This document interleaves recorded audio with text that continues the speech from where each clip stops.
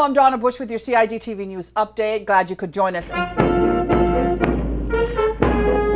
The long holiday weekend saw many people joining in the Cayman Islands celebration of Her Majesty Queen Elizabeth's 92nd birthday. Senior government officials gathered with other dignitaries and members of the public to observe the ceremony held in front of the Legislative Assembly building. Now, the program included the traditional parade by uniformed services, a royal salute, 21 gun salute, and 3 cheers for the Queen. His Excellency Governor Anwar Chowdhury recognized past and current recipients of Queen's honors. Mrs. Olive Miller was the sole officer of the British Empire, or OBE, recipient. She's recognized for her lifelong commitment to community services, including founding the Girls Brigade, helping to open the Cayman Islands High School and Pines Retirement Home, developing the National Council of Voluntary Organizations, and serving as government's first information officer. It was also announced that Deputy Governor, the Honorable Franz Manderson, will be the newest recipient of the Member of the British Empire, or MBE, for his services to the Cayman Islands. I think the people of the Cayman Islands will be proud as well.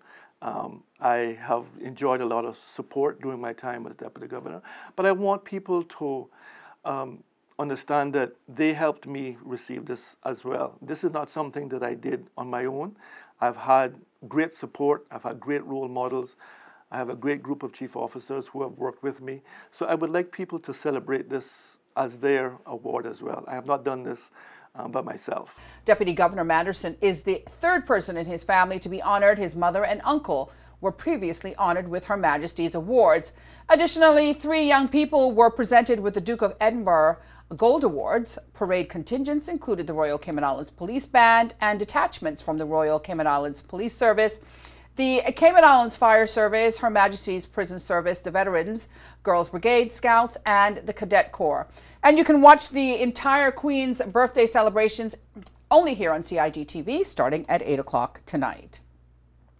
In other news, Premier the Honorable Alden McLaughlin left for London last Friday with a delegation including Financial Services and Home Affairs Minister the Honorable Tara Rivers to participate in a number of key meetings this week. Now, the delegation was scheduled to meet with Lord Tariq Ahmad of Wimbledon, Minister of State for the Commonwealth and the UN, at the Foreign and Commonwealth Office to discuss in more detail a number of issues, including constitutional reforms and matters around public registers. On Tuesday, the Premier chaired a meeting with other fellow overseas territory leaders from Anguilla, Bermuda, BVI, Montserrat, and Turks and Caicos to discuss hurricane preparation, response, and mitigation. In a press release from the Premier's office, Premier McLaughlin said, "We will look at the local disaster preparedness as well as regional support from our Caribbean neighbors, including the Dutch and French territories, as well as improved support from the UK should disaster strike." On Wednesday, Overseas Territories heads of government will meet at the Church House in Westminster for their annual pre-JMC meeting. On Thursday morning, the Premier and delegation will attend the annual meeting between Overseas Territories leaders, UK ministers, and officials on the Brexit negotiations with the EU.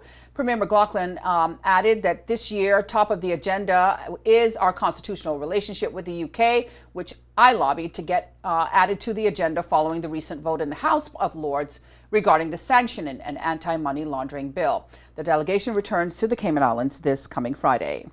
Now, for a look at our weekly schedule of shows here on CIG Television, you can go online to gis.gov.ky and click on the publications icon at the bottom of the homepage.